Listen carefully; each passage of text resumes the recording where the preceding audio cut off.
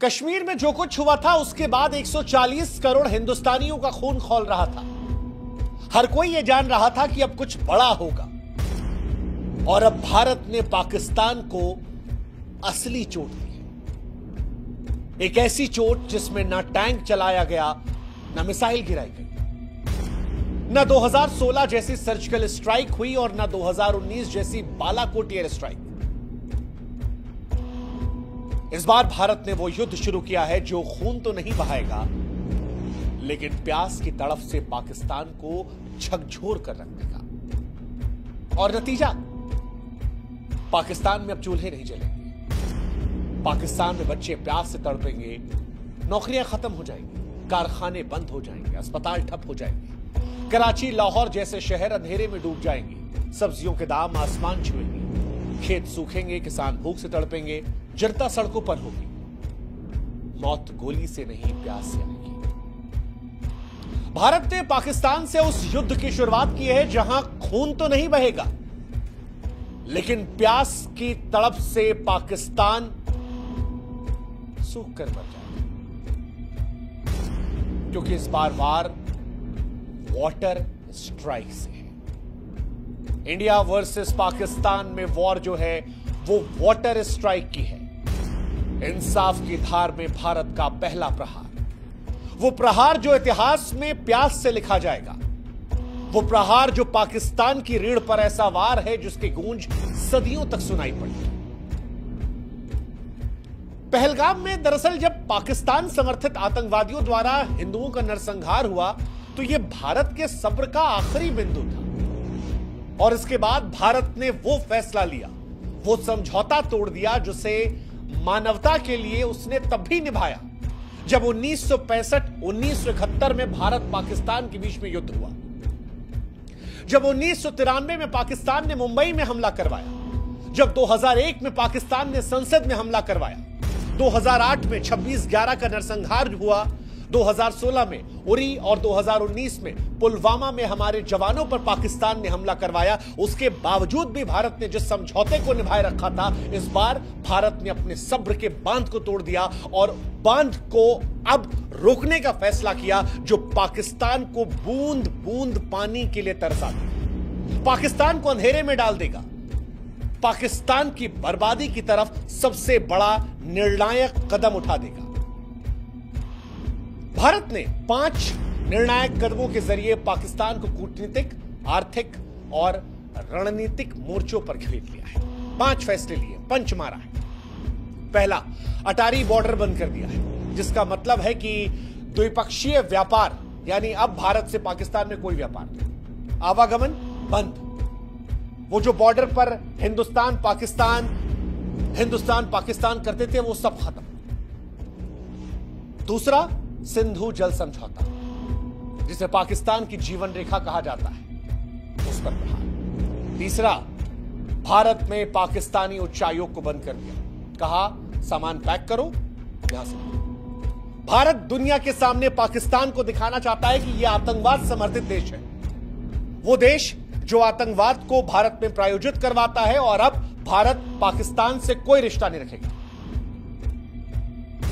Pakistan high commission को भारत से निकलने का आदेश जारी कर दिया गया है, कोई कूटनीतिक रिश्ता नहीं होगा। और यह बहुत बड़ा फैसला है दुनिया के लिए मैसेज देने के लिए कि पाकिस्तान आतंकवादियों को सपोर्ट करता है। पाकिस्तान के अधिकारियों को 7 दिन में दिल्ली से वापस जाना पड़ेगा। पाकिस्तान के जो नागरिक हैं उन पर भी प्रतिबंध लगा दिया गया है।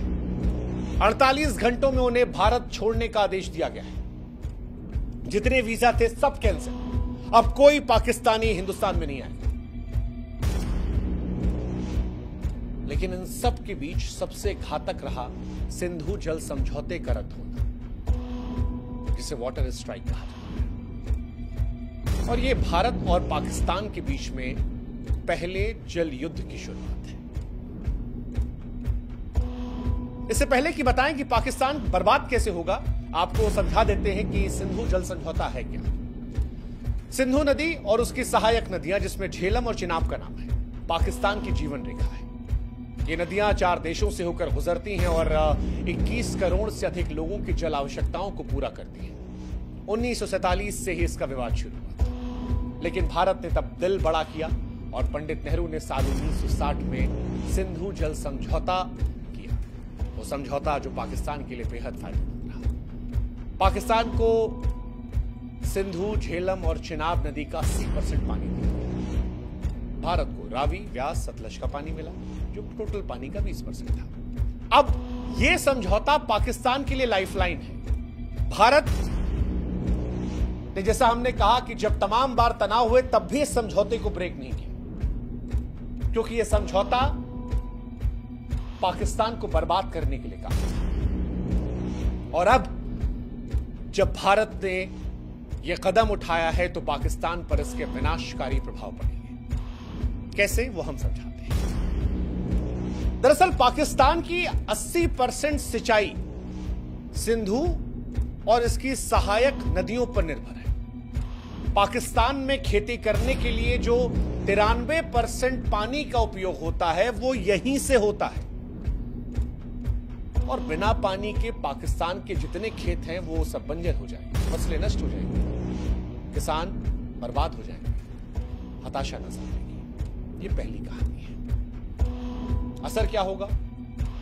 असर यह भी होगा कि खेत खलिहानों के साथ साथ पाकिस्तान के जो बड़े शहर हैं, कराची, लाहौर, मुल्तान, इन शहरों में जल आपूर्ति इन्हीं नदियों पर निर्भर है। अब पानी की कमी होगी तो लोग एक एक गिलास साफ पानी के लिए तरसेंगे। पाकिस्तान में माएं अपने बच्चों के लिए पानी की तलाश में भटकेंगी। अस्पतालों में मरीजों का इलाज प्रभावित होगा। तीसरा, पाकिस्तान अंधेरे में डूब जाएगा। सिंधु बेसिन पर बने हाइड्रो पावर प्रोजेक्ट पाकिस्तान की बिजली का प्रमुख स्रोत है। पानी की कमी से बिजली का उत्पादन ठप हो जाएगा। पाकिस्तान के बड़े शहर कराची, मुल्तान, लाहौर, ये सब शहर अंधेरे में डूब जाएंगे, कारखाने बंद हो जाएंगे। और अब क्योंकि गर्मी आने वाली है, ऐसे में ये गर्मी असहनीय हो जाएगी, बर्दाश्त के बाहर हो जाएगी। पाकिस्तान वैसे भी बिजली संकट का बहुत सामना करता है। बीते साल भी आए दिन पाकिस्तान में ब्लैकआउट हुआ था। इस साल गर्मी पाकिस्तान को बहुत महंगी पड़ी। खेत खलिहानों में क्योंकि पानी आएगा नहीं, तो पाकिस्तान में फसलों की कमी के चलते अनाज और सब्जियों की कीमतें जो है वो आसमान को छू जाएंगी। पाकिस्तान वैसे भी भुखमरी कगार पर है, लेकिन अब गरीब परिवारों की थालियां खाली रहेंगी, भुखमरी का खतरा मंडराएगा। अब क्योंकि कृषि और बिजली क्षेत्र ठप रहेगा तो पाकिस्तान की अर्थव्यवस्था चरमरा जाएगी, निवेशक भाग जाएंगे, बाजारों में अस्थिरता रहेगी। इसके साथ ही पाकिस्तान में जनसंख्या विस्थापन होगा, क्योंकि जहां जहां ये समस्याएं बढ़ेंगी वहां से आबादी कहीं और जाएगी, और जहां पर जाएगी वहां का सारा सिस्टम डैमेज हो जाएगा। पाकिस्तान की जनता सरकार के खिलाफ विरोध को लेकर सड़कों पर भी आ सकती है। सरकार के खिलाफ पाकिस्तान में नाराजगी बढ़ सकती है, और पाकिस्तान में सरकार को तमाम तरह की परेशानियों का सामना करना पड़ सकता है। पाकिस्तान में बेरोजगारी पहले से कहीं ज्यादा बढ़ सकती है, क्योंकि कृषि और बिजली क्षेत्र से ठप हुआ सब कुछ तो अर्थव्यवस्था चरमराएगी। पाकिस्तान वैसे ही निवेशकों की कमी से परेशान है, और इसके बाद निवेशक भाग जाएंगे, कंपनियां बंद हो जाएंगी, बाजारों में अस्थिरता बढ़ेगी, और पाकिस्तान अलग अलग दृष्टिकोण से बर्बादी की तरफ चला जाएगा। हालांकि क्या ऐसा कल से ही होने वाला है? तो जवाब है नहीं। भारत ने जो ये फैसला लिया है, ये ऐसा नहीं है कि कल से ही पाकिस्तान को बर्बाद कर देगा, क्योंकि कई लोग के मन में सवाल है कि क्या ऐसा फैसला लेने के बाद पाकिस्तान तुरंत बर्बाद हो जाएगा, या बर्बाद पाकिस्तान होगा तो कितना समय लगेगा? इसका जवाब भी हम आपको देते हैं। सिंधु जल संधि टूटने से तत्काल गंभीर नुकसान पाकिस्तान को नहीं है। क्यों नहीं है वो समझाते हैं। सिंधु, झेलम, चिनाब नदियों का पानी जो है वो तुरंत नहीं रुकेगा, क्योंकि ऐसा करने के लिए भारत को बड़े बांधों की जरूरत है, जो फिलहाल अभी तैयार नहीं है। इसके अलावा पाकिस्तान के पास तारबेला, मंगल जैसे जलाशय भूजल है, जो कुछ महीनों तक कृषि, पानी, बिजली की जरूरतों को पूरा कर सकते हैं। एक, भारत ने फैसला आतंकवाद के दृष्टिकोण से लिया है, लेकिन पाकिस्तान भी इसके बाद छाती पीटने विश्व बैंक और अंतर्राष्ट्रीय समुदायों के पास जाएगा, मानवता की दुहाई देगा, आवाम को बचाने की अपील करेगा और अंतर्राष्ट्रीय समुदाय के जरिए भारत पर दबाव डलवाने की कोशिश करेगा। हालांकि भारत की सरकार ने जब यह फैसला लिया है तो वो इसके परिणामों से वाकिफ रही होगी कि क्या हो सकता है। तीसरा, पाकिस्तान बारिश या ग्लेशियर पिघलने से बच सकता है, क्योंकि ऐसा रहा तो नदियों में पानी बना रहेगा। पाकिस्तान जो छोटे छोटे नहरें हैं, जलाशय है, भूजल है, उनका इस्तेमाल करके तत्कालिक तौर पर परेशान नहीं हो, ये बात सच है। तुरंत खतरा नहीं है पाकिस्तान पर, लेकिन एक सच जो है वो ये कि हर पाकिस्तानी के दिल में भविष्य को लेकर डर रहेगा। पाकिस्तानियों में अनिश्चितता बनी रहेगी और जब भी लंबे समय में भारत पूरा पानी रोकने की क्षमता बनाएगा, तब पाकिस्तान में असली संकट है। खेती का संकट, नौकरी का संकट, रोजगार का संकट, बिजली का संकट, बर्बादी का संकट, भूख का संकट और इन सबसे चीखें। अभी ये सिर्फ डर है जो चुपके से पाकिस्तान में खरीद रहा है, लेकिन भारत ने कश्मीर के पहलगाम में जो कुछ देखा, जो कुछ सुना, जो कुछ जाना, उससे जो डर पैदा हुआ, जो गुस्सा पैदा हुआ, जो नफरत आई, उसके बाद मानो पाकिस्तान को स्पष्ट संदेश देने का मन बना है कि भारत ना हमास जैसी हरकत बर्दाश्त करेगा और ना पहले जैसी खामोशी। अगर हमला हमास जैसा होगा तो पाकिस्तान को जवाब इजराइल जैसा मिलेगा। और इसीलिए हम कह रहे हैं कि चाहे एयर स्ट्राइक हो या सर्जिकल स्ट्राइक, उससे कहीं ज्यादा भारी ये वाटर स्ट्राइक होगी, क्योंकि ये वाटर स्ट्राइक न केवल पाकिस्तान को झकझोरेगी बल्कि विश्व को भारत की दृढ़ता का संदेश देगी और भविष्य में सुनिश्चित करेगी कि पाकिस्तान ऐसी कोई हिमाकत करने के पहले 10,000 मर्तबा सोचे, अपनी आवाम को लेकर सोचे कि क्या वो अपनी आवाम को यूं मरने के लिए छोड़ देगा। इंसानियत के दृष्टिकोण से भारत के उठाए कदम शायद बहुत कठोर है, लेकिन वो जो एक मशहूर शेर है कि मुख्तसर सा गुरूर भी जरूरी है जिंदगी में जीने के लिए, ज्यादा झुककर मिलो तो दुनिया पीठ को पायदान समझ लेती है।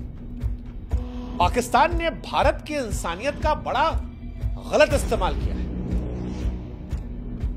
और अब भारत के लिए यह बताना जरूरी है कि हो अगर जिंदा तो जिंदा नजर आना जरूरी है। यह संदेश है तमाम लोगों के लिए जो भारत की संवेदनशीलता का नाजायज फायदा उठाते हैं। उम्मीद करते हैं कि इस बार प्रहार इतना घातक होगा कि भविष्य में कोई भी देश हिमाकत करने के पहले 1000 मर्तबा सोचेगा। ये शायद उन लोगों को भी सच्ची श्रद्धांजलि होगी जो कश्मीर को जन्नत समझ के वहां पर लुत्फ उठाने गए थे। वो लोग जो अपने हनीमून पर गए थे या वो जो कहीं नौकरी करने के बाद चंद पैसे बचाकर जिंदगी की थोड़ी खुशियां ढूंढने गए थे और उन्हें बेरहम मौत दे दी गई क्योंकि वो हिंदू थे। हिंदुस्तान गोली नहीं चलाएगा, युद्ध खून से नहीं लड़ेगा, लेकिन इस बार वॉर पानी का होगा, प्यास का होगा और पाकिस्तान इस बार प्यास की तरफ से झकझोर जाएगा। इंसाफ की ये भारत का पहला प्रहार है जो इतिहास में प्यास में लिखा जाएगा।